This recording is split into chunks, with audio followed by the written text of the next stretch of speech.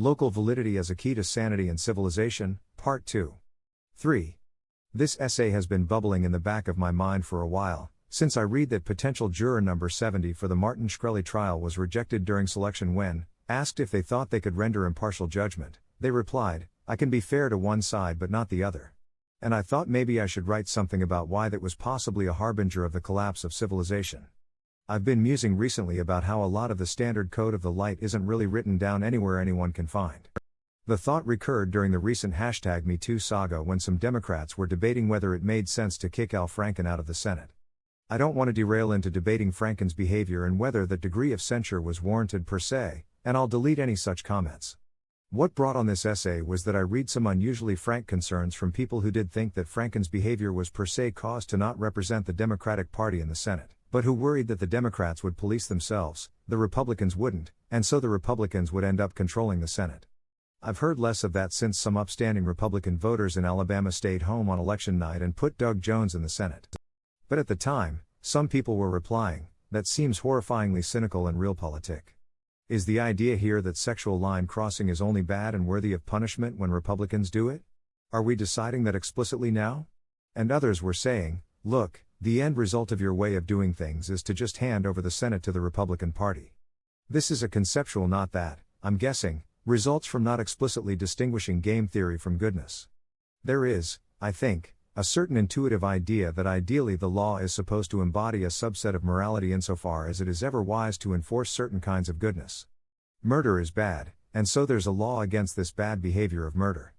There's a lot of places where the law is in fact evil, like the laws criminalizing marijuana. That means the law is departing from its purpose, falling short of what it should be.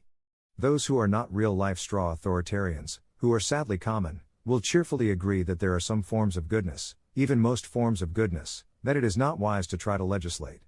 But insofar as it is ever wise to make law, there's an intuitive sense that law should reflect some particular subset of morally good behavior that we have decided it is wise to enforce with guns, such as don't kill people.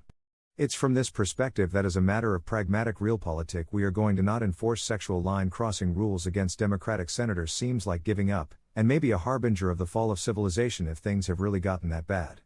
But there's more than one function of legal codes, the way that money is both a store of value and a medium of exchange, but these are different functions of money.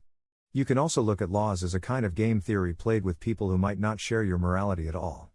Some people take this perspective almost exclusively, at least in their verbal reports. They'll say, "Well, yes, I'd like it if I could walk into your house and take all your stuff, but I would dislike it even more if you could walk into my house and take my stuff, and that's why we have laws." I'm never quite sure how seriously to take the claim that they'd be happy walking into my house and taking my stuff.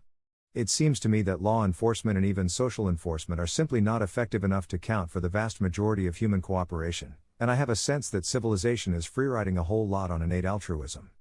But game theory is certainly a function served by law. The same way that money is both medium of exchange and store of value, the law is both collective utility function fragment and game theory. In its function as game theory, the law, ideally, enables people with different utility functions to move from bad Nash equilibria to better Nash equilibria, closer to the Pareto frontier. Instead of mutual defection getting a payoff of 2, both sides pay 0.1 for law enforcement and move to enforced mutual cooperation at 2.9. From this perspective, everything rests on notions like fairness, impartiality, equality before the law. It doesn't matter whose ox is being gored.